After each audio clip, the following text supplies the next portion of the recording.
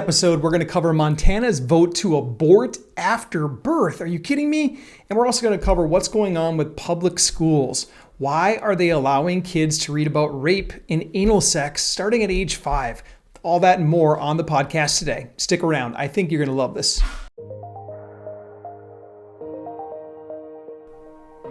The big challenge is this: how do parents like us who work hard to provide for our family, who are investing time into our work but love our children dearly, how do we raise our children in a godly manner, yet still balance our work?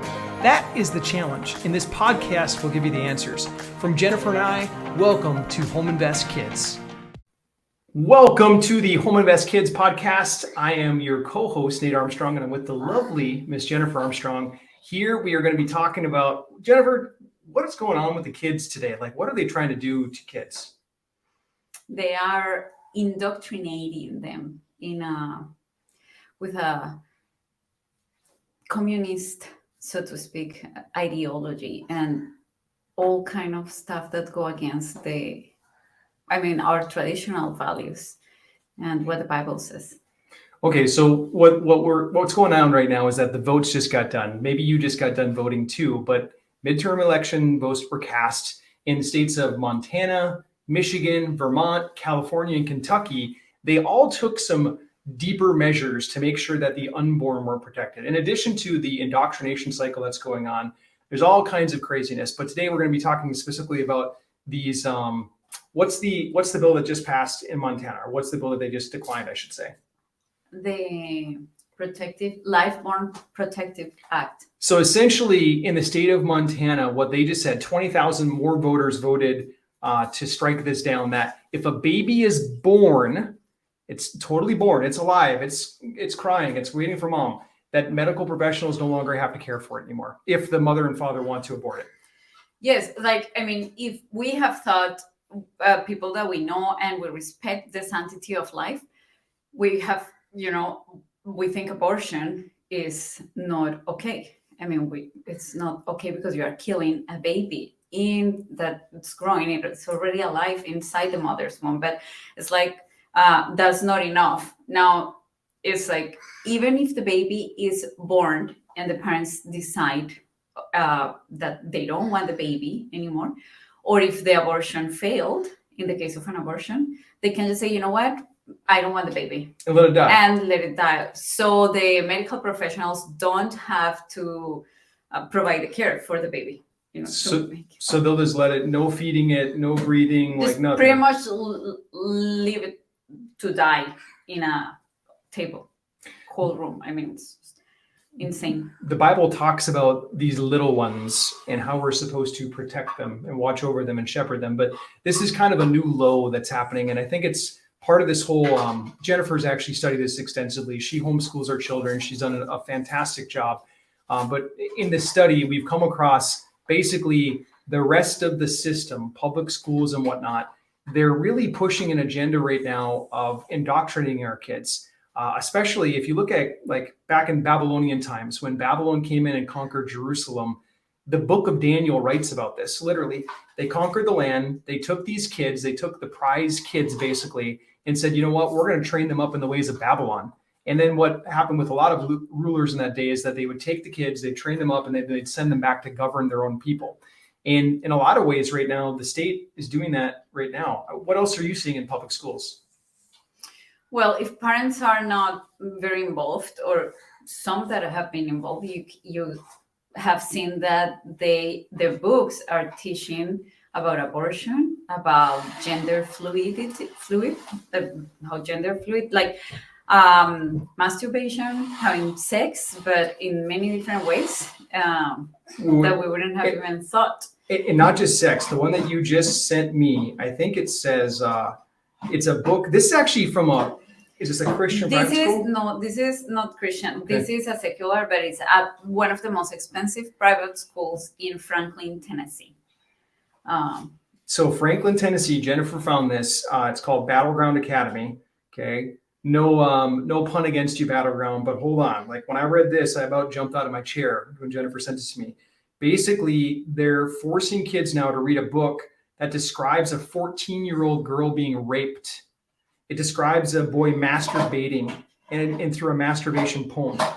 Holy cow. And it's being pushed by their accreditation source, the NAIS. Yes. Uh-huh. And so those of you that think that like maybe your school is immune to some of the stuff that's happening right now, think again. And you know what? Some people think that because they are in a very small, remote town in, I'm not sure, in the mountains of Kentucky or hills of Kentucky, they are immune, like you said. But this is a national agenda. Actually, here in Florida, our governor has really pushed to take all of that literature and curriculum out of the public schools, but it has been pretty challenging because even their own counties are against what he is saying from the state level. So it's really challenging, and you have to be super involved. And one thing that I was telling you is that you cannot expect to send your kids for 6-8 hours a day for a full week during a full school year and think that they are not going to be indoctrinated. You have what, an hour, 2 hours at the most with them during the weekdays.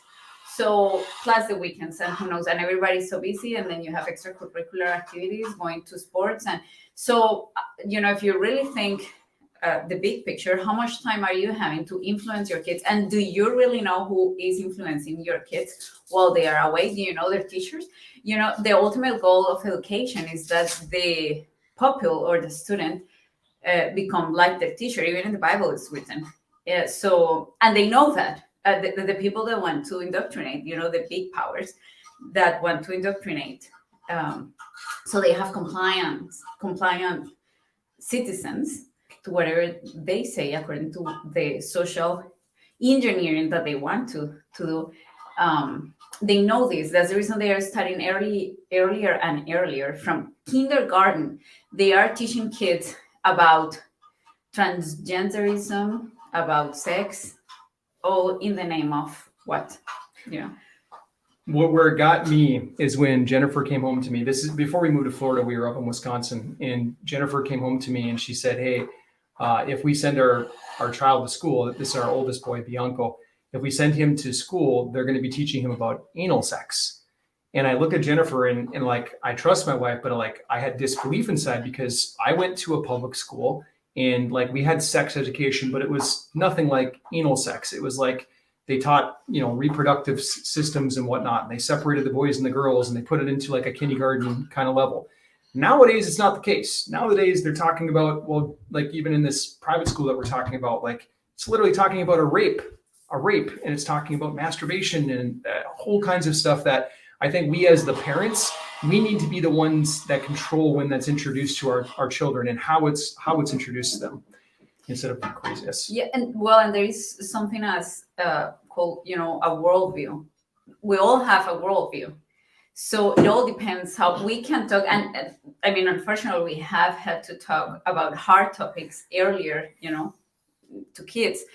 But we talk about it from our worldview and we give the foundation. It's not that we are putting them on a bubble, because they need to. If we don't teach them this stuff and we explain the whole picture, then someone else is going to tell them about it. So it's not just, some people might think, you're putting the kids in a bubble. So it's not about that. And also, if there are some people that are still thinking, maybe not, that doesn't happen in my state, that doesn't happen in my town, check it. I invite you. I tell you, go and ask for the curriculum. Ask about it. I have friends that have asked for the curriculum and go through it. And it's really, you get sick of your stomach. I have seen some of it. I have seen part of it, and it's sickening.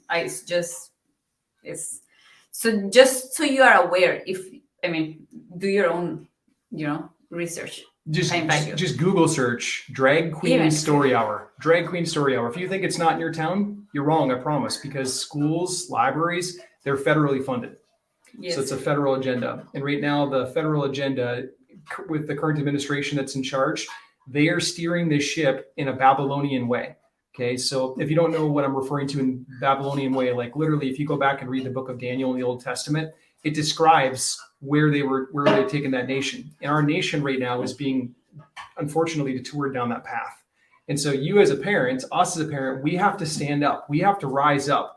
We have to control what our kids are consuming. We can't just let them indoctrinate them, because just like Jennifer said, the average parent is only spending maybe 1 hour to 2 hours per day with their child. If they have to drop them off at school and then go to work during the day, it's even worse. Jennifer, you told me for dads, how much is it? Well, the statistics, actually, the average is that for dads is 15 minutes a day that they spend, and moms spend an hour a day. So, we're talking the average people parents that have to go to work, on a regular. Well, what saddens me and kind of disappoints me is that literally our kids, they're advancing their kids in school in pronouns right now. Pronouns, gender studies, while the rest of the world is doing laps on us in math, science, history, actual history, we're studying pronouns. The ridiculousness of this is like literally going to turn us into a mess. We have to take control of this. Jennifer, what else is happening? Well, if we go back to the elections result, I was telling you, I think it's the result of years of indoctrination, that slowly pollutes the culture. So, everybody starts thinking, oh, you know what, it could be okay. And the other thing that we were talking is that how they are using the words so strategically when we go to vote. And yes, these bills, like when you look at these bills that get passed or get denied, like in the case of Michigan, Vermont, California, Montana, and Kentucky, the wording in which they go into is really where trickery begins. Like we don't talk about, it's not called anti-abortion, it's called pro-life choice. It starts there. And then when it actually gets down into the wording of the bill, they're very strategic on how they word the bills. I think, Jennifer, you've actually got an expert from it. Yeah, so here is from the book Words for Warriors from Sam Sorbo. She explains here some words that are twisted, are replaced. So they say pro-abortion, I quote, pro-abortion advocates deceptively clog their arguments in the words choice, autonomy, right to privacy, and reproductive health, and traffic in what-if scenarios. What if the woman can't afford a baby? What if the woman was raped? What if the baby is deformed? So there is no answer to any of these questions that addresses the heart of the issue, the value of a human life. Here's the little one. Speaking of value of life, little John came into the studio with us today. He hasn't been feeling so well, so he needs mama bear right now. Okay, keep going. Sorry. Yeah, so the wording is confusing. We live in a world of confusion, and I think that's one big stuff. It's spiritual at its core, but it's confusing. It's a lot of deception around, and they are using these words that are so tricky. Like if you go to see, even I was reading the California abortion laws, and it says, they passed Prop 1, which is that they can have abortions up until the day of birth. So this is infanticide, pretty much. Anybody that word that she said, it's infanticide. It means almost like it's got the suicide. It's got the same ending as suicide. It's infanticide though. So literally infants being killed. When you leave an infant without food, water, mom, milk, it's going to die. It's going to die by itself. Sorry, Jennifer. Yes. So I was just reading, and it says, well, if it passes, which it did, so if people will vote yes, it would mean that they will have that they will have freedom of health, reproductive health. See how confusing it is? So it sounds so mellow. So okay, reproductive health. There is nothing about reproductive health in abortion. Yes. A demand, freedom of reproductive health. That's AKA we're going to murder babies in the womb. We're going to murder babies after they're born. We're going to let them sit on the table and die. Okay, reproductive health. But it sounds so much nicer. I mean, when I was growing up, I always heard of Planned Parenthood in town. Okay, even the name, it sounds very, very nice. But if you know the history of Planned Parenthood, it's really dark. It's really evil. The original founder of Planned Parenthood on record has spoken that she wanted to develop this cure for basically controlling the African American population. That's what the original founder of Planned Parenthood was after. So like the roots of some of this stuff is really, really evil. It doesn't matter how Planned Parenthood came to be or how these words get twisted. At the end of the day, in the book, in the good book, the Bible, what the words say is very, very clearly, he values these little ones. We have to protect these little ones. We have to watch out for them. So when I saw this whole thing about Michigan, Vermont, California, and Kentucky, and especially Montana, totally taking away the chance for a doctor to care after a baby was born, it's just got me fired up right now. Yes, we can see what the Bible, this is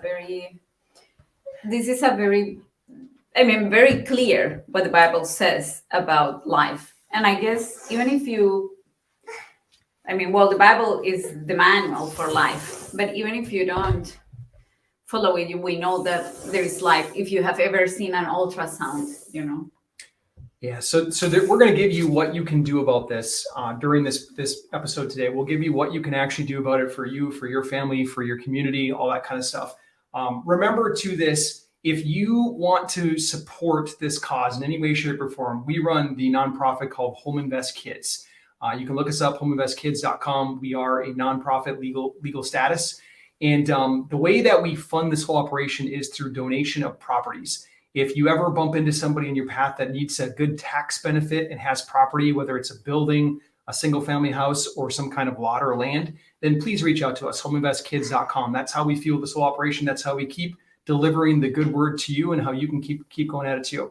The other side is that we have a homeschool resource center opening soon. So if you end up being in our area at all and you're looking for some good, wholesome, Christian-backed education assistance, then just know that we're there. We're there for you. Hopefully we'll be able to cross paths. Maybe we'll be able to open in your city at some point.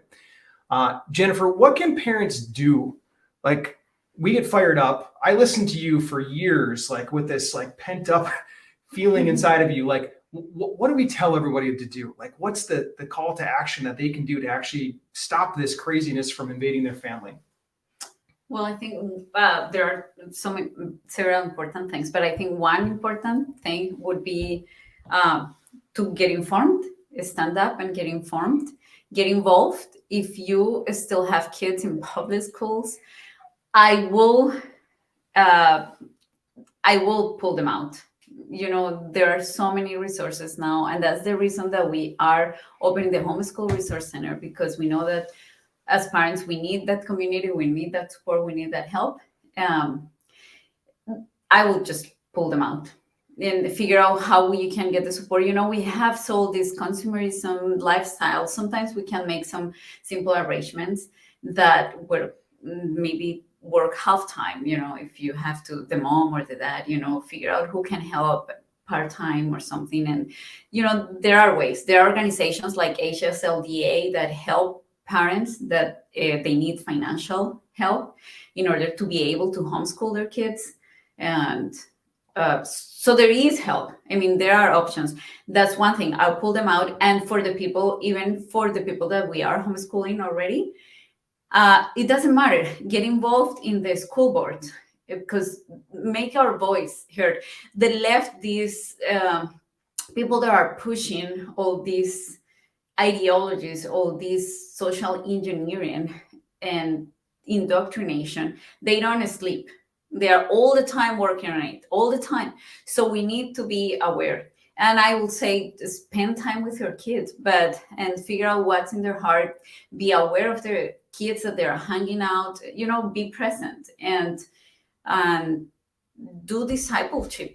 Live life with your kids, grow with them at home. And I feel that we have come to, I always say, there are bigger and bigger houses around the neighborhoods, but I feel that the homey feeling has gone down.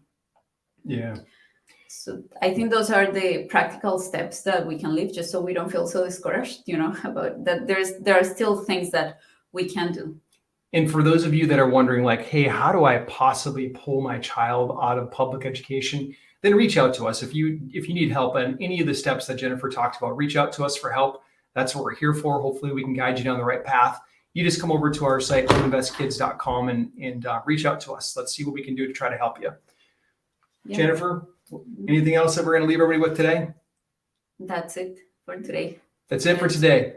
So one favor we massively ask, it makes a huge difference on all these platforms. If you could take a second and just, what helps us amplify this message that's totally free and no cost to you is to quickly go in and give us a nice rating and write a little review. Then when people see that, then they're actually more inclined to come and listen to what truth actually is. Let's protect our kids. Let's get the voice of reason and freedom out to other parents that are out there. Cool. Thank you for listening, and we'll see you next time. Thank you. God bless. Bye-bye.